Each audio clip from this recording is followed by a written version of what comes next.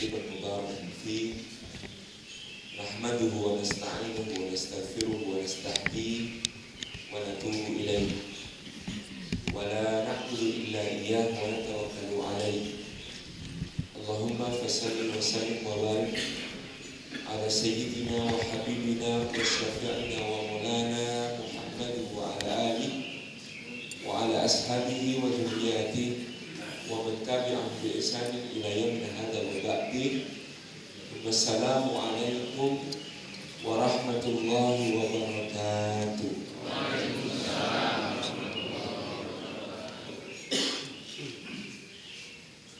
Hadratul Mukarramin, para alim, para ulama, para asatidz, para ustadzah, guru-guru umat, mobil khusus meskipun jabatannya wali kota, tapi kan ustadz duluan gitu.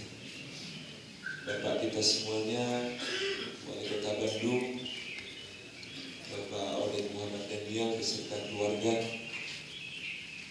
yang kami hormati, Bapak Wakil Wali Kota beserta keluarga kami hormati, Bapak Sekda beserta keluarga, para asisten, seluruh jajaran pemerintah Kota Bandung, rahimani wa rahimakumullah, hadirin hadirat yang berbahagia. Puji syukur kehadirat Allah Subhanahu wa taala atas limpahan karunia-Nya. Pada subuh yang indah ini Allah menghimpun kita di dalam lapis-lapis keberkahan. Berkah di dalam waktunya. Barangkali Bapak Ibu ada yang hadir bahkan sejak sepertiga malam terakhir ketika Allah turun ke langit dunia dan berfirman, manakah hambaku yang meminta karuniaku,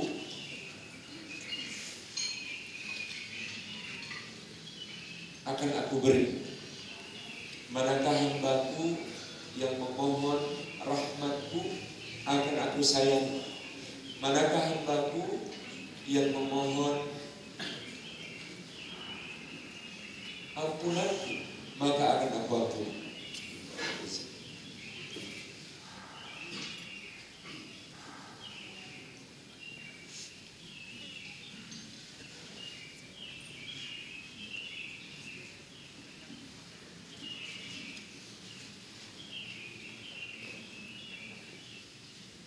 Dan kita berada di dalam waktu subuh yang mulia, yang 2 rakaat sunnahnya saja lebih berharga daripada dunia seisinya. Yang 2 rakaat fardunya berjamaah disaksikan secara khusus oleh para malaikat. Inna Qur'an al-Fajr kana mashhuda. Yang 2 rakaat fardunya berjamaah senilai dengan qiyamul lail semalam penuh karena Allah. Yang ba'da subuhnya kita berada dalam doa Rasulullah sallallahu alaihi wasallam, Allahumma barik li ummati fi bukuriha. Ya Allah, berkahi bagi umatku di waktu pagi-paginya mereka. Dan kita berada di dalam majelis ilmu, mudah-mudahan setiap langkah yang kita tempuh ke tempat ini menjadi pemudah jalan kita semua menuju ke surga. Sebagaimana sabda Rasulullah sallallahu alaihi wasallam, "Man salaka tariqan yaltamisu fihi 'ilman, sahhalallahu lahu bihi tariqan ilal jannah." Siapa menempuh jalan untuk berdekat dengan ilmu, Allah mudahkan baginya jalan yang menuju ke surga. Dan duduk kita semua semoga termasuk taman di antara taman-taman surga, seperti sabda Rasulullah sallallahu alaihi wasallam, "Majtama'a qaumun fi baitin buyutillah yatluna kitaballah wa yatadarasunahu bainahum illa ghasyiyatuhumur rahmah wa hafathumul malaikah wa nazalat alaihimus sakinah wa dzakarahumullahu fi man 'indah." Rawahu Muslim wa Sahih. Tidak berimpun satu kaum di satu rumah Allah membaca kitab Allah dan mengkaji isinya, melainkan mereka dicurah-curahi rahmat Allah, dinaungi sayap-sayap malaikat yang memohonkan ampun, diturunkan sakinah ke dalam hati mereka, dan disebut-sebut namanya dengan bangga oleh Allah pada makhluk-makhluk mulia yang ada di sisinya. Hadirin hadirat yang dimuliakan oleh Allah Subhanahu wa ta'ala, di dalam Al-Quran Karim setidaknya ada 5 konsepsi keluarga yang perlu menjadi cita-cita dan perhatian kita semuanya. Yang pertama disebut sebagai qurratu a'yun. Yang kedua disebut sebagai anugerah. Yang ketiga disebut sebagai amanah. Yang keempat disebut sebagai fitnah. Yang kelima disebut sebagai adawah. Yang pertama disebut oleh Allah qurratu a'yun. Tugas kita memohon kepada Allah agar menganugerahkan hal tersebut bagi kita dan seluruh keluarga kita. Yang kedua, Dia anugerah, tugas kita mensyukurinya kepada Allah dan mengungkapkan rasa syukur itu di antara masing-masing anggota keluarga. Yang ketiga, amanah, maka tugas kita saling menjaga di jalan Allah, karena satu sama lain adalah titipan yang kelak dipertanggungjawabkan. Yang keempat, fitnah, karena memang satu sama lain kita bisa menjadi ujian. Yang kelima, adawah, karena pada kondisi-kondisi tertentu dari orang-orang yang kita cintai bisa menjadi musuh kita ketika mereka dibajak oleh musuh sejatinya manusia, yaitu syaitan. Yang pertama, qurratu a'yun, maka tadi yang dibaca oleh imam kita, doanya bahkan sampai diulang-ulang, doanya Ibadur Rahman di dalam surat Al-Furqan, doa yang sangat masyhur, doa yang unik, doa yang agung. Rabbana hab lana min azwajina wa dzurriyyatina qurrata a'yun waj'alna lil muttaqina imama. Doa itu, doa Rabb kami, anugerahkanlah bagi kami dari pasangan-pasangan kami dan juga anak keturunan kami, mereka semua menjadi penunjuk mata bagi kami, dan jadikanlah kami imam bagi orang-orang yang bertakwa. Sebelum itu semua memang salah satu relationship terpenting yang kita cita-citakan adalah qul lahulul jannah antum wa azwajukum tuhbarun. Dikatakan kepada mereka, masuklah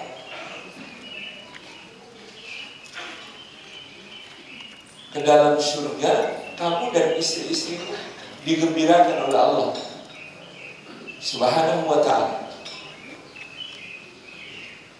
Kamu dan istrimu digembirakan oleh Allah Subhanahu wa ta'ala. Dan family goals kita itu seperti yang dikatakan Allah dalam surah At-Taghabun ayat ke-20. Kata Allah Subhanahu wa ta'ala, alladzina amanu wa taba'athum dzurriyyatuhum biiman alhaqna bihim dzurriyyatahum. Orang-orang yang beriman dan anak cucu mereka mengikuti mereka di dalam keimanan, maka kami himpunkan mereka bersama anak keturunan mereka itu di dalam surga. Keterhimpunan itu bagian dari nikmat Allah untuk ahli surga. Karena kalau kita masuk surga tapi sendirian, itu pasti ada yang hilang dari kita. Maka dihimpunkannya istri, dihimpunkannya anak, dihimpunkannya keturunan kepada ahli surga di dalam surga adalah bagian dari kesempurnaan nikmat itu bagi mereka.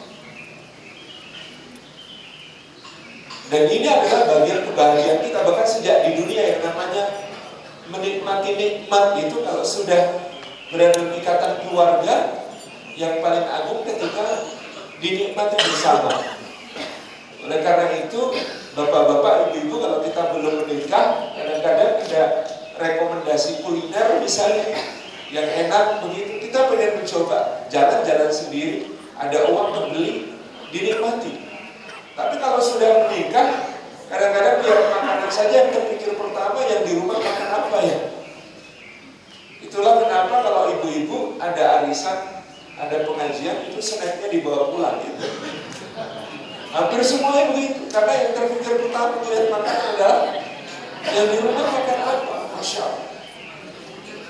Saya tahun lalu ada safari dakwah ke Amerika Serikat di 11 kota selama 21 hari. Di setiap kota yang dikunjungi, panitia mengajak, Ustaz, di sini ada tempat yang sangat indah. Ayo Ustaz, sebentar di sana kita lihat, kesempatan mumpung di sini jalan-jalan kan, gitu. Saya bilang ke panitia, enggak usah. Loh, kenapa enggak usah? Kan belum tentu bisa kesini lagi. Iya, tapi enggak usah. Saya kalau lihat pemandangan indah malah sedih. Loh, kenapa kok sedih? Karena antum undangnya saya sendirian. Istri saya nggak lihat, anak saya nggak lihat. Saya lihat pemandangan begitu nanti malah sedih karena ingat anak dan istri nggak bisa menikmati. Terus gimana? Jalan-jalan nggak? Boleh. Kemana? Ke tempat yang istri saya nggak terlalu suka, boleh. Supaya rasa bersalah saya tidak terlalu besar. Contohnya misalnya kemana? Ke museum. Jadi memang bahkan di dunia gitu, kita ingin menikmati kenikmatan itu bersama. Apalagi cita-cita akhirat kita ingin keluarga kita ini terhimpun kembali di surga.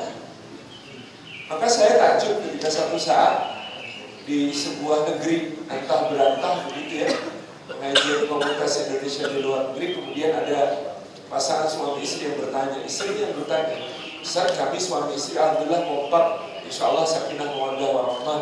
Cuman kami punya cita-cita nanti kalau masuk surga, saya ingin suami saya bukan yang sekarang jadi suami saya di surga. Suami saya juga pengennya istrinya nanti di surga bukan saya, gitu. Menurut Ustaz, apakah boleh bercita-cita begitu? Saya agak bingung jawabnya, Pak. Saya pikir hampir semua kita yang normal seperti yang difirmankan Allah ini, cita-cita ketika berjodoh di dunia pasti ingin juga berjodoh di surga. Maka jawaban saya kepada beliau begini, bagaimana kalau sekarang kita fokus dulu pada ikhtiar kita untuk masuk surga. Nanti di surga kita musyawarahkan lagi ya. Karena apa? Gitu. Menurut ayat-ayat yang tadi kita baca bahwa hampir semua pasangan di dunia, gitu ya, Allah menitahkan kelak kalau dia mukmin, mukminah berhimpun lagi di surga menjadi keluarga sebagaimana di dunia. Maka ini tadi kita awali konsep keluarganya sejak di dunia harus qurratul a'yun, karena qurratul a'yun itu surga sebelum surga. Ketika kita memohon kepada Allah, wahai Allah, jadikan istri, pasangan, anak-anak sebagai qurratul a'yun, maka kita sedang memohon kepada Allah Subhanahu wa ta'ala agar pasangan kita diperbaiki untuk kita diperbaiki untuk mereka, agar cara kita memandang mereka diperbaiki Allah, cara mereka memandang kita diperbaiki oleh Allah. Makna qurratul a'yun itu penyejuk mata. Kenapa? Ada yang bertanya, kenapa kok bukan penyejuk hati tetapi penyejuk mata? Karena kalau sejuk di mata harusnya sudah sejuk di hati duluan. Karena mata itu adalah jendela hati. Tapi kalau penyejuk hati saja kadang-kadang tidak sejuk di mata, Mbak. Maka inilah lengkap disebut penyejuk mata, itu prasyaratnya pasti juga penyejuk hati. Sehingga kita memohon kepada Allah qurratul a'yun. Sebagian ulama bahkan mengatakan kata qurrah penyejuk. Kalau kita bilang penyejuk mata, Pak, sebelum ilmu tafsir ke ilmu biologi dulu, apa yang menyejukkan mata, Pak? Kalau menurut ilmu biologi, apa yang menyejukkan mata? Air mata, Pak. Iya, yang menyejukkan mata kita itu pertama-tama kan air mata. Paling fisik, paling dohir yang kita rasakan itu. Coba. Makanya oleh Allah kita ini didesain supaya kelopak mata kita tiap beberapa detik sekali berkedip untuk membasahi permukaan mata kita dengan air mata. Karena itu yang menyejukkan. Kalau enggak kering, kalau enggak maka akan terasa perih dan pedih. Maka soal penyejuk mata adalah air mata, ini yang menakjubkan karena air mata ini satu-satunya bahan yang dikeluarkan oleh lubang tubuh kita yang tidak menjijikkan, Pak. Yang keluar dari telinga menjijikkan, yang keluar dari mata yang selain air mata juga menjijikkan, yang keluar dari hidung, yang keluar dari mulut, yang keluar dari dua lubang tubuh kita yang lain juga itu menjijikkan. Tapi yang keluar berupa air mata itu gak ada orang jijik sama air mata. Istimewa sekali Allah menganugerahkan yang bernama air mata. Maka qurratu a'yun dalam keluarga kita itu penting juga agar keluarga itu dihiasi air mata. Air matanya suami mendoakan istri, air matanya istri mendoakan suami, air matanya anak mendoakan orang tua, air matanya orang tua mendoakan anak. Indah sekali. Dan itu yang membuat kita tadi wattaba'athul dzurriyyatahum bil-iman alhaqna bihim dzurriyyatahum, dihimpunkan bersama Allah Subhanahu wa taala bersama keluarganya, anak keturunannya di dalam surga. Dalam hadis seperti dikutip Imam Ibnu Katsir dalam tafsirnya juga, hadis dari Imam Al-Bukhari dan Muslim juga para ashab sunnah, ada seorang ahli surga di dalam surga. Dia bertanya kepada Rabbnya Jalla Jalaluhu, wahai Rabbi, di manakah keluargamu? Maka Allah menjawab, sesungguhnya kedudukan mereka dan amal soleh mereka itu di bawah tingkatan yang kau capai. Maka orang ini berkata kepada Allah Jalla Jalaluhu, ya Rabbi, sesungguhnya aku beramal bukan untuk diriku sendiri, tetapi aku beramal untuk diriku dan aku beramal untuk mereka. Maka karena kata-katanya ini Allah himpunkan seluruh keluarganya kepada dirinya di dalam tingkatan surga tertinggi yang dicapainya. Jadi ternyata bukan di rata-rata. Kita dihimpun di surga itu bukan level surga rata-rata, tetapi surga tertinggi yang diraih oleh garis keturunan tersebut dihimpunkan oleh Allah garis ke atas ke bapak-bapaknya maupun garis ke bawah ke anak cucunya dan juga ke samping ke istri yang dicintainya.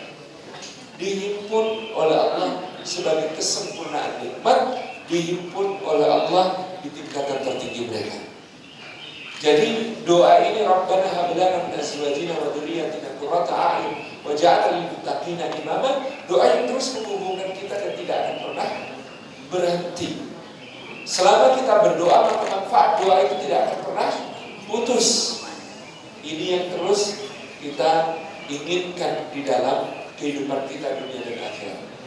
Dan qurrata a'yun itu dengan doa itu fa insyaallah bapak-bapak kalau rajin berdoa qurrata a'yun maka Allah akan karuniakan pandangan kita kepada istri kita itu pandangan bukan lagi duniawi, tapi pandangan surgawinya. Pandangan surgawi maka istri kita ini masya Allah meskipun umur bertambah keriput berlipat jumlahnya, gitu ya, pakai jilbab sudah tidak lagi simetris, tetapi karena pandangan surgawi dalam hadis riwayat Imam Ahmad, wanita salihah yang masuk di surga Allah maka dia 70.000 kali lipat lebih cantik daripada bidadari yang paling cantik. Jadi kalau bapak-bapak memandang istri maka akan tampak 70.000 kali lipat lebih cantik daripada bidadari yang paling cantik. Sekarang sedang menyamar. Penyamarannya kadang-kadang sempurna ya kayaknya. Penyamarannya itu kadang-kadang pakai daster tambalan 7 tepat itu. Noda kecap, noda saus, noda minyak jelantah, noda oli lengkap gitu. Baunya ketika sedang memasak itu terasi. Sempurna penyamarannya. Tapi di saat seperti itu karena cinta kepada Allah, karena doa qurrata a'yun, maka bapak-bapak tolong ungkapkan cinta kepada istri saat seperti itu.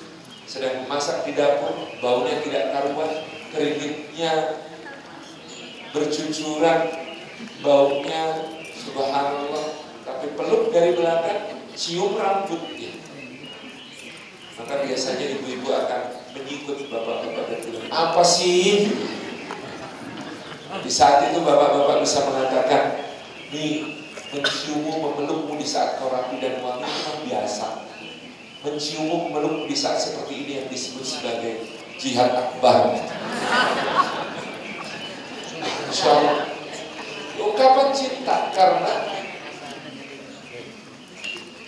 cintanya sudah tidak lagi bersyarat. Karena doanya dikuatkan qurratu a'yun, jadi penyuci mata betul.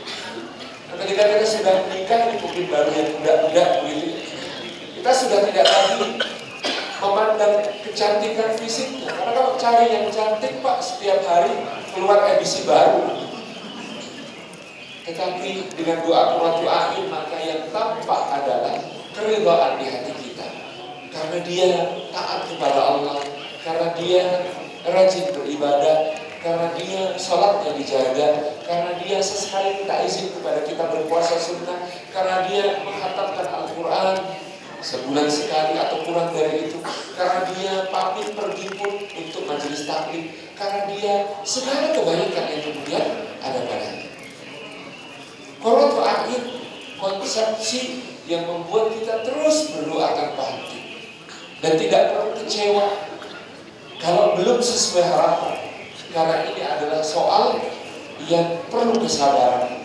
Ustaz, saya sudah berdoa qurratu a'yun, tapi suami tetap saja sering bikin jengkel. Bu, kalau sudah berdoa qurratu a'yun, suami masih sering bikin jengkel, katakan kepada diri ibu, ini lagi acting.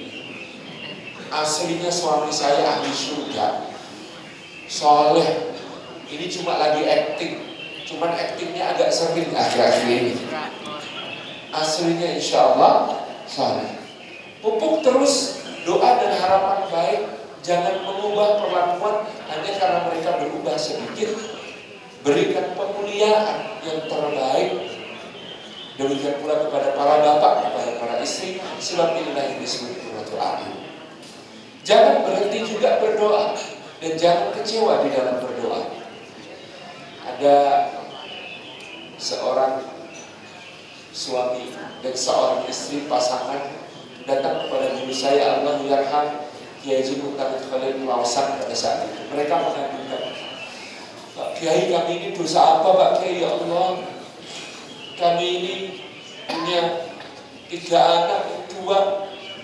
Alhamdulillah ngajinya beres, pondoknya beres, sekolah beres, kerja juga beres. Tapi yang satu Pak Kiai, ya Allah, ngajinya bubar, sekolahnya bubar, gak karu-karuan. Kami harus bagaimana Pak Kiai? Kami ini dosa apa?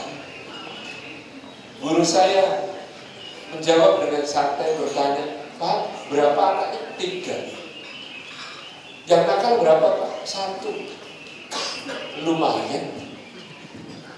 Kok lumayan Pak?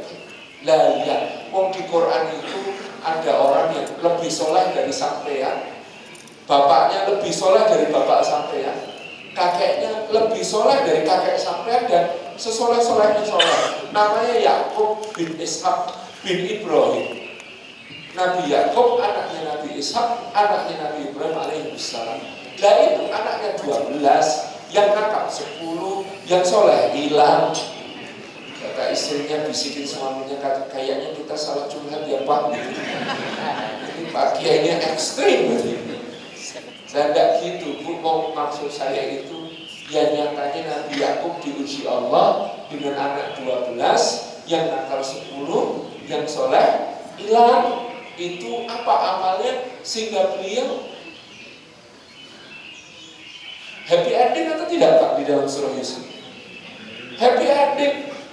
Anaknya berkumpul, semuanya berbakti kepadanya. Di akhir ayat Nabi Yakub bertanya, mata abuduna min ba'di. Semua menjawab dengan benar bahwa mereka akan menyembah ilahnya Ibrahim, ilahnya Ismail, Ishak, dan juga Yakub, ilah Allah Subhanahu wa ta'ala.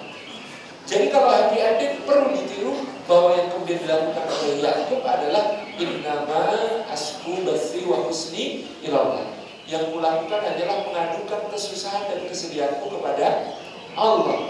Sampai ada ulama yang mengatakan Nabi Yakub ini unik. Tidak ada ceritanya Nabi Yakub itu berdakwah kepada masyarakat seperti nabi-nabi yang lain. Gak ada ceritanya kayak Nabi Nuh, ya qaumi ibudullaha wa ati'un, wahai kaumku beribadahlah kepada Allah dan taati aku. Atau seperti Nabi Hud, seperti Nabi Saleh, seperti Nabi Syuaib, seperti Nabi Lut. Gak ada ceritanya. Tapi kok Nabi, karena amalnya sebagai Nabi, itu yang istimewa adalah mengadukan semua kesusahan dan kesedihan kepada Allah. Happy ending, happy ending. Jadi Pak, kata kiai saya, mungkin anak bapak itu cuma belum soleh, bukan tidak soleh. Solehnya nunggu bapak itu wafat. Kok jelek doanya Pak Kiai? Bukan jelek, lo banyak kan anak itu nakal, rusak. Itu ketika bapak ibunya masih hidup. Begitu bapak ibunya wafat, dapat hidayah, lalu soleh. Bapak ibu rugi gak begitu? Ya enggak, tapi kok kayaknya itu berat. Memang kadang-kadang yang jadi penghalang anak jadi soleh itu orang tuanya sendiri kok. Salah memanjakan, salah mendidik, gak berani ingatkan, gak berani tegur, ya wajar. Oh iya Pak, begitu Pak. Jadi kami gak boleh putus harapan, gak usah. Terus doain terus sama Allah, kan tiba waktunya jadi soleh. Tinggal bapak, ibu, sabar saja. Masya Allah. Qurratu a'yun itu doa yang tidak boleh putus. Sebagaimana doa kita kepada kedua orang tua, jangan putus. Rabbi firli wa walidayya warhamhuma kama rabbayani shaghira. Karena disitulah rantai penyambung yang akan menghubungkan kita di surga. Dan doa ini Bapak Ibu yang dirahmati Allah ditutup dengan doa yang sangat ambisius. Paling ambisius sepanjang semua doa yang ada dalam Al-Quran Karim atau bahkan dalam hadis Nabi Sallallahu Alaihi Wasallam. Kalau menjadi hamba yang soleh itu kita mau kepada Allah. Waja'alna min ibadika shalihin, ya Allah, jadikan kami termasuk hamba-hambamu yang soleh. Tapi doa ini bukan cuma minta kita termasuk orang-orang bertakwa, tapi kita mau kepada Allah. Waja'alna lil muttaqina imama. Jadikan kami ya Allah bagi orang-orang bertakwa sebagai imam. Bayangkan kita ini mohon sama Allah bukan cuma supaya jadi orang beriman, tapi memohon kepada Allah supaya jadi bukan cuma jadi orang bertakwa, tapi jadi imamnya orang bertakwa. Itu doa paling ambisius, tidak ada doa lain yang seambisius. Tapi kenapa kalau kita boleh ambisius dalam soal ketakwaan? Karena at-taqwa haun, kata Nabi SAW, takwa itu tidak kelihatan. Kalau yang kelihatan nggak usah ambisius, soalnya banyak penyakitnya. Dalam soal harta, jabatan, dalam soal dunia, dalam soal kedudukan, dalam soal pengaruh, itu kalau kita ambisius bahaya.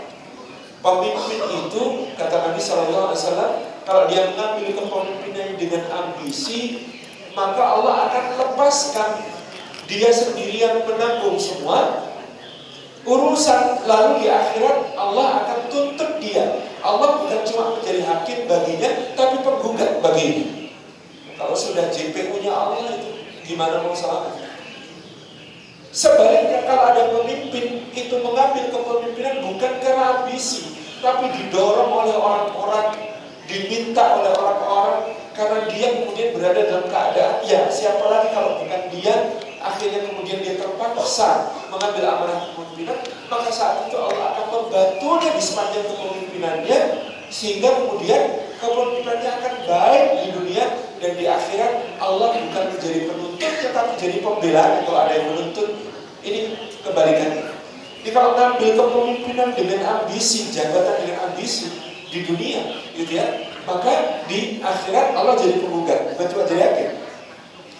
Tapi kalau kemudian bukan karena ambisi, maka Allah SWT bukan cuma jadi hakim, tapi bahkan jadi pembela. Masya Allah. Nah Bapak Ibu yang dirahmati Allah Subhanahu wa Ta'ala, soal takwa itu tidak tampak. Kan sebenarnya kita ini tidak boleh mengukur kemuliaan dengan jabatan, nasab keturunan, paras wajah, kedudukan, pangkat, macam-macam. Enggak. Kata Allah, inna akramakum indallahi atqakum. Yang paling mulia di antara kalian di sisi Allah adalah yang paling bertakwa di antara kalian. Harus yang kita mengukur kemuliaan berarti dengan takwa. Kalau saja takwa itu Bapak Ibu dirahmati Allah ada displaynya di wajah, kan kita jadi enak bermuamalah sehari-hari. Misalnya kita punya display di wajah kita, takwanya 65 poin gitu. Ketemu ada orang ternyata di wajahnya ada display 85 poin, itu langsung kita datengin, cium tangan, Masya Allah Pak. Loh, kenapa dia kok cium tangan? Soalnya Bapak lebih mulia dari saya. Apa buktinya? Itu poin takwa Bapak 85, saya 65 gitu. Enak kita Tapi ternyata takwa yang jadi satu-satunya ukuran itu oleh Allah ternyata malah disembunyikan, tidak ditampakkan. Sehingga kesimpulannya apa? Kata para ulama, satu, berjuanglah untuk bertakwa, tapi yang kedua, jangan pernah meremehkan orang lain. Karena kita tidak pernah tahu seberapa besar ketakwaan orang lain itu. Dan soal itu, makanya kita diminta berambisi sama Allah, wa ja'alna lil muttaqina imama. Jadikan kami imam orang-orang bertakwa, karena selama di dunia tidak kelihatan Pak yang mana makmum, yang mana imam. Jadi kamu imamnya orang bertakwa apa makmumnya? Tidak tahu kita. Tetapi cita-cita yang sangat luar biasa tinggi ada dalam urusan doa keluarga ini. Doa untuk keluarga disambungkan dengan doa menjadi pemimpin orang-orang bertakwa, menunjukkan pilar utama yang harus tegak di dalam keluarga kita adalah pilar takwa. Ini yang pertama, konsep keluarga Qurratul A'yun. Yang kedua, Bapak Ibu dari mati Allah, keluarga kita ini satu sama lain adalah nikmat yang harus sering kita syukuri. Suami mensyukuri istri, ucapkan terima kasih kepada istri. Ya Allah, makasih ya Mir sudah mendampingi Abah. Kalaulah tanpa Umi tidak mungkin akan menjadi seperti sekarang karunia Allah bagi kita. Kalaulah bukan karena Umi, maka tidak akan tegak rumah tangga ini, bahkan tidak mungkin Abah mencapai karir seperti ini. Ucapkan terima kasih kepada yang menjadi separuh agama menjaga ketaatan kita di sisi Allah. Ucapkan terima kasih kepada yang menyambut kita dengan setia di setiap kepulangan. Ucapkan terima kasih kepada yang telah mengandung dengan segala kepayahannya, melahirkan anak kita dengan segala rasa sakitnya, membesarkan mendidik dengan segala kesusahan dan kerepotan. Maka seorang suami mensyukuri istrinya adalah ibadah agung. Kalau perlu sehari semalam mengucapkan I love you ma kepada istri itu minimal 17 kali. Kok bisa 17 kali? Ada dalilnya? Ada dalilnya. Dalilnya bagaimana? Karena bapak-bapak sering katanya cinta itu kan yang penting bukti bukan ucapan. Saya tanya kepada bapak ibu, Allah itu maha tahu gak isi hati orang? Maha tahu. Allah itu maha tahu isi hati kita. Tapi Allah yang maha tahu isi hati itu masih memerintahkan orang yang mengaku cinta kepadanya untuk mengungkapkan cinta secara verbal, bitalafun, dengan dilafadzkan. Itu sehari semalam paling tidak 17 kali. Di mana? Di setiap rakaat sholat kita di dalam surat Al-Fatihah. Di situ kata para ulama, alhamdulillahirabbil alamin itu ungkapan cinta, ar-rahmanir-rahim ungkapan harapan, maliki yaumiddin ungkapan takut. Imannya seorang mukmin itu sempurna dengan cinta sekaligus harap, sekaligus takut kepada Allah. Maka kalau begitu kita mengungkapkan cinta, harap dan takut kepada Allah itu sehari semalam 17 itu kepada Allah yang maha tahu saja kita mengucapkannya secara verbal, apalagi kepada istri Pak. Istri yang tidak maha tahu isi hati kita dan istri yang bukan makhluk kebatinan Pak. Tidak cukup hanya di batin, tetapi harus diungkapkan. Maka kalau sudah lewat beberapa lama tidak mengungkapkan cinta Pak, nanti tolong dirapel Pak. Pokoknya I love you, I love you, I love you gitu ya. Terus hitung jumlahnya sehari semalam 17 kali. Kalau terlupa 17 tahun dikodok kan? Nanti dikodok ya. Setiap hari berarti 34 juga selama 17 tahun lagi. Masya Allah, tabarak rahman ini yang kemudian menjadi satu kesyukuran. Demikian pula istri mensyukuri suami. Pak, terima kasih ya Pak ya, jadi imamnya Umi dan anak-anak. Masya Allah, Papa bukan yang sempurna, tapi Papa sudah berjuang sebaik-baiknya. Umi sangat apresiasi. Pokoknya I love you. Karena kalau sudah berumur Pak, makin berkurang biasanya apresiasi, yang bertambah kritik.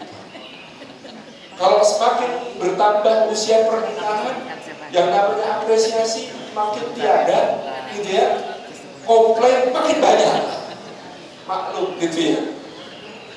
Tetapi penting bagi kita tadi untuk memberikan apresiasi. Ibu-ibu juga begitu kepada bapak-bapak, gitu ya. Masya Allah. Jangan ada kalimat kufur nikmat. Kata Nabi SAW, ibu-ibu itu harus banyak sedekah. Kenapa? Karena sering kufur. Kufurnya bagaimana ya Rasulullah, kata ibu-ibu? Karena kufurnya wanita itu pakai kata-kata. Misalnya bagaimana ya Rasulullah? Seorang suami berbuat baik kepada istrinya sekian tahun, lalu dia melakukan kesalahan. Ketika suaminya melakukan kesalahan, terus kemudian istrinya bilang, kamu tuh belum pernah berbuat baik sama aku. Nah, karena satu kesalahan seolah tertutup kebaikan-kebaikan yang banyak. Atau ada suami mengadu, Ustaz, tolong Ustaz, istri saya kalau marah jadi histeris. Kok histeris Mas? Histeris mungkin. Bukan Ustaz, histeris. Maksudnya histeris bagaimana? Dia itu kalau marah kepada saya atas kesalahan saya pada saat itu, dia bisa menyebutkan semua kesalahan saya sejak awal pernikahan. Jadi dia itu sejak awal mencatat semua kesalahan saya. Jangan. Jadi ternyata saya pernah melakukan survei kepada bapak-bapak, kepada para suami. Ternyata kalimat yang paling menyakitkan bagi suami adalah kalimat yang menimbulkan eksistensi. Aku tuh bisa sendiri, nggak usah sama kamu juga nggak apa-apa Mas. Apalagi kalau kalimatnya ekstrim berbunyi, misalnya, orang Mas kamu kalau nggak tak pelihara jadi suami, di kolong jembatan kan Mas. Misalnya, itu ternyata kalimat-kalimat semodel itu yang paling menyakitkan bagi lelaki. Sementara kalau kalimat yang paling menyakitkan bagi perempuan itu ternyata bervariasi. Beda, kalau laki-laki itu spesifik, kalimat yang meninggalkan eksistensi itu paling menyakitkan. Kalau ibu-ibu kadang-kadang cuma bilang, ini kok boneka beruangnya gendut banget ya, gitu itu aja istrinya tersinggung. Gitu kan. Jadi beda gitu. Nah Bapak Ibu yang dirahmati Allah, apresiasi pada kebaikan-kebaikannya, termasuk kepada anak-anak kita. Contoh, kalau anak-anak kita bawa piring habis dia makan, piringnya dibawa ke tempat cuci piring, lalu pecah di tengah jalan. Kira-kira yang kita komentari piring yang pecah atau ikhtiarnya untuk membawa piring ke tempat cuci piring? Pecahnya kan? Padahal pecahnya itu dia tidak sengaja, sedangkan membawa piringnya ke tempat cuci piring itu dia niatkan. Kadang-kadang kita tidak sabar sehingga kemudian mengatakan, tuh kan mama bilang juga apa? Udah mama aja, kamu nggak usah. Lalu ketika dia umur 15 tahun nggak mau cuci piring, kita yang marah-marah. Padahal kita dulu yang bilang, mama aja. Konsisten kan? Nggak konsisten. Makanya ketika anak bawa piring ke tempat cuci piring, itu yang harus diapresiasi karena dia lakukan dengan sengaja. Masya Allah, anak Umi pinter sekali bawa piring ke tempat cuci piringnya. Lain kali hati-hati ya sayang, ini pecah gak apa-apa, yuk kita bersihin bareng. Itu lebih kena Pak. Ada apresiasi, ada koreksi. Yang kita lakukan biasanya adalah mengkritik tanpa apresiasi. Tuh kan, bahkan bukan mengkritik tetapi menghargai. Tuh kan, dibilang juga mama aja gitu. Kalimat-kalimat yang konsisten ini penting untuk pertumbuhan anak kita. Kadang-kadang tanpa sadar nggak konsisten karena kepentingan. Contoh, anak lagi nonton TV, kita lagi masak, nak bantu dong nak. Kata anak, nggak mau Abi, acara TV-nya baru bagus. Tuh kan gimana sih, kamu tuh udah besar loh nak. 5 menit kemudian ada iklan di TV, kemudian dia bilang, nih aku beliin barang itu dong nih, bagus banget nih buat kamu. Gak boleh, kamu tuh masih kecil. 5 menit yang lalu dia sudah besar, sekarang dia masih kecil. Jadi dia bingung, saya ini masih besar atau sudah kecil. Kan kita gak konsisten dengan kalimat itu. Makanya dalam Al-Quran surah An-Nisa ayat ke-9 Allah mengatakan, وَلْيَحْشَ الَّذِينَ لَوْ تَرَكُوا مِنْ خَلْفِهِمْ ذُرِّيَّةً ضِعَافًا خَافُوا عَلَيْهِمْ فَلْيَتَّقُوا اللَّهَ وَلْيَقُولُوا قَوْلًا سَدِيدًا. Hendaklah takut orang yang meninggalkan generasi di belakang dalam keadaan lemah, selalu mereka khawatirkan obatnya supaya kita ini gak khawatir tentang anak-anak kita, generasi penerus kita. Itu kata Allah cuma dua, waliyatakullah, takwa yang sudah kita sebut di awal.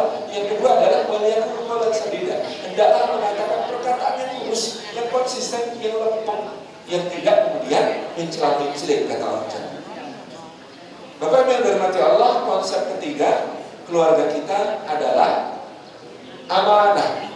Maka tugasnya laki-laki Pak yang paling berat itu bukan mencari nafkah Pak, bukan memburu rezeki Pak. Rezeki itu jaminannya Allah, menjemputnya itu ibadah kepada Allah. Maka insya Allah ini yang berat itu ketika Allah mengatakan ya ayyuhalladzina amanu qu anfusakum wa ahlikum nar. Itu yang berat. Karena amanah ketika istri Anda ambil dengan akad nikah ijab qabul. Ya, ijab qabul itu antara seorang lelaki dengan seorang lelaki.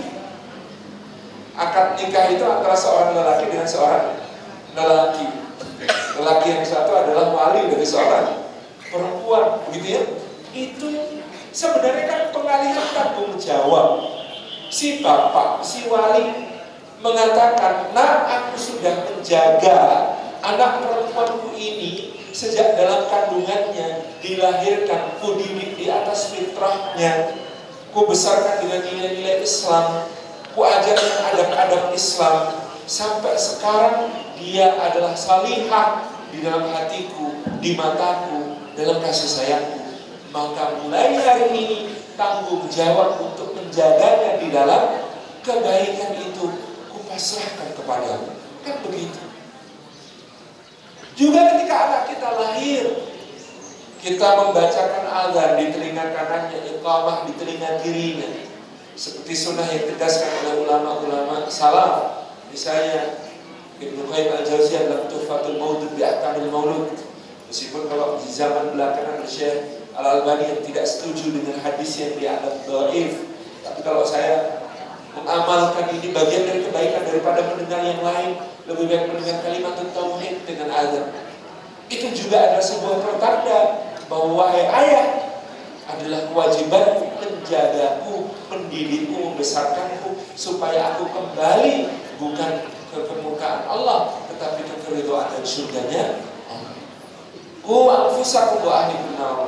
Tidak mudah bagaimana ibu-ibu menjaga para suami dari titik yang paling zahir.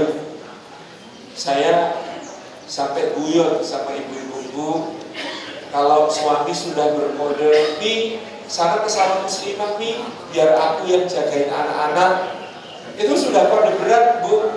Artinya kemungkinan di luar sana dia ada godaan yang jauh lebih berat, mau dipalingkan ke yang halal tidak sedang dipandang. Subhanallah, makanya saya katakan pada ibu-ibu, Bu, kalau soal belum sempat masak, rumah makan banyak yang buka. Kalau soal cucian numpuk, laundry sekarang kiloan. Kalau soal rumah berantakan, bisa suruh tetangga yang duafa untuk membereskan, nanti dikasih honor. Tapi soal yang satu itu, suami ibu nggak boleh minta bantuan orang lain. Ini penjagaan. Pertanyaannya, ibu-ibu menyambut suami pulang dengan pergi pengajian, dandannya cantik mana Bu? Pergi pengajian berarti salahnya double. Satu, tidak menyambut suami dengan yang terbaik. Dua, memperberat ujian para ustaz. Repot ini. Jadi Bapak Ibu yang dirahmati Allah Subhanahu wa Ta'ala, bapak-bapak juga begitu. Pak pergi berangkat ke kantor, sama pulang ke rumah seger dan berseri-seri mana Pak? Berangkatnya apa pulang? Pulangnya? Oh, sahih Pak. Kalau masih berangkatnya gitu ya, ini Bapak berangkat bertemu kepentingan, pulang ketemu cinta dan kesetiaan. Ada yang tidak seimbang. Karena ini sunnah Rasulullah SAW, pulang dalam keadaan terbaik. Anas bin Malik jadi saksi. Kata Anas bin Malik, tidak pernah Rasulullah mengetuk pintu, mengucap salam, minta izin masuk kepada keluarga, melainkan beliau sudah bersiwak dan memakai wewangian yang terlebih dahulu. Jadi pulang itu the best condition. Dan ketemu Allah, pulang itu the best condition. Ini sunnah. Maka mungkin ini kebijakan nanti mengodek di Balai Kota Bandung, ditambah jumlah kamar mandi. Ini bapak-bapak yang kantor kalau pulang diwajibkan mandi dulu gitu ya. Karena kalau bawa stres kantor pulang ke rumah, pasti bawa stres rumah dibawa ke kantor. Tapi kalau fresh ketika pulang dengan keluarga optimal, quality time, maka insya Allah ke kantor juga fresh gitu ya. Jadi kalau bisa ini jadi PR gitu ya. Pulang itu dalam keadaan sebaik-baiknya. Itu kalau saya kadang-kadang karena nggak sempet kalau di sebelum pulang itu mampirnya di mana ya di bandara Pak. Sampai petugas Lounge Garuda Indonesia itu apal sama saya. Begitu masuk pasti ditanya, mau mandi apa? Karena ini sebuah hal yang kemudian insya Allah sunnah Nabi SAW. Bahkan pulang jihad Pak, Abu Hurairah cerita, kami kalau pulang jihad jarang-jarang langsung masuk kota Madinah. Rasulullah biasanya memerintahkan kami kan dulu di luar kota semalam, di tempat yang ada mata airnya. Suami-suami disuruh mandi, bersih, pangkas yang perlu dipangkas, cukur yang perlu dicukur, pakai pakaian terbaik, pakai wewangian. Senyapang itu dikirim utusan ke kota Madinah, para istri dikabari, besok suami pulang dari jihad loh, maka para istri sudah langsung tanggap, rumah dibersihkan, makanan kesukaan suami dimasak, dia mandi, pakai pakaian terbaik, berdandan, kalau perlu gaun pengantin dipakai lagi untuk nyambut suami, kalau masih cukup, dan kalau dulu beli bukan sewa, kan gitu. Itu Masya Allah, jadi sampai dalam hadis yang ini agak vulgar Pak, dikatakan Nabi SAW menghimbau agar para istri sempat beristighfar, sempat mencukur rambut di bagian yang paling pribadi untuk menyambut suami yang pulang dari jihad fisabilillah. Ini bagian dari cara saling menjaga kekuatan di dalam rumah tangga yang akan mengokohkan sebuah institusi peradaban terkecil yang bernama keluarga. Bapak Ibu yang dirahmati Allah, saling menjaga dari tataran fisik sampai tataran yang paling ruhaniyah dengan doa-doa yang tidak pernah putus, ketika kemudian bersama saling menguatkan dalam ketaatan. Makanya sampai Rasulullah mengatakan Allah merahmati lelaki yang bangun qiyamul lail, dia bangunkan istrinya qiyamul lail. Kalau istrinya nggak bangun, dia percikan air dengan lembut ke wajahnya dengan penuh kasih sayang. Dan Allah merahmati istri yang bangun qiyamul lail, dia bangunkan suaminya qiyamul lail. Kalau suaminya nggak bangun, dia guyur pakai ember. Cukup beda, sama sih harusnya dia percikan air dengan lembut ke wajahnya dengan penuh cinta. Ini bagian dari cara saling menjaga kita supaya sampai akhir. Yang keempat fitnah Pak, fitnah itu artinya ujian, cobaan. Jadi satu sama lain kita ini bisa diuji Pak. Satu sama lain kita harus saling mensabari. Jadi kalau yang pertama tadi mendoakan, yang kedua mensyukuri. Oh iya, ada potong tadi. Jadi waktunya habis. Yang keempat ini soal fitnah, kita harus saling mensabari. Karena kadang-kadang yang paling bikin jengkel adalah yang paling mencintai kita. Yang paling bisa menyakiti kita adalah yang paling kita cintai. Itu sebuah hal yang harus kita sabari. Yang kelima, karena ada permusuhan maka harus diwaspadai. Kapan jadi musuh? Misalnya bapak-bapak pagi-pagi istrinya bilang, Papa tahu nggak sebelah itu eselon berapa? Eselon 3 Pak, tahu nggak dia dalam setahun 5 tahun ini udah ganti mobil berapa kali? 2 kali Pak. Aku tuh kayaknya, seingatku ya, istri eselon 2 kali. Tapi kok 6 tahun mobilku butuh terus gitu. Gitu ya. Nah ini sudah mulai jadi musuh Pak. Maka harus diwaspadai. Ibu-ibu juga begitu. Mari menjadi sahabat sampai surga. Kalau pagi ada gerakan anti korupsi di rumah-rumah, caranya bagaimana ibu-ibu? Kalau bapak berangkat kerja, cium tangannya, biarkan bapak mengecup ubun-ubun, salinglah mendoakan, lalu ibu sebagai istri berkata, Pak, bismillah, pokoknya terima hanya yang halal ya Pak, bawa pulang ke rumah hanya yang halal ya Pak. Kami insya Allah masih kuat kalau disuruh sabar menahan lapar, tapi nggak akan kuat kalau disuruh menahan api neraka. I love you sayangku, kekasihku, pahlawanku, semua gitu. Kan begitu harus. Tapi kalau ada muahnya kata bapak-bapak nggak jadi berangkat itu saja.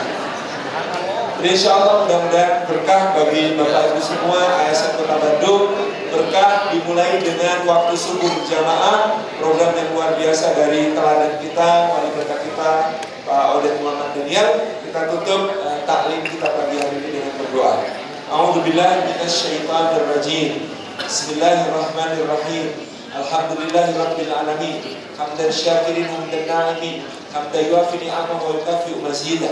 Ya Rabbana lakal hamdu kama yanbaghi li jalali wajhika wa 'azimi sultanik.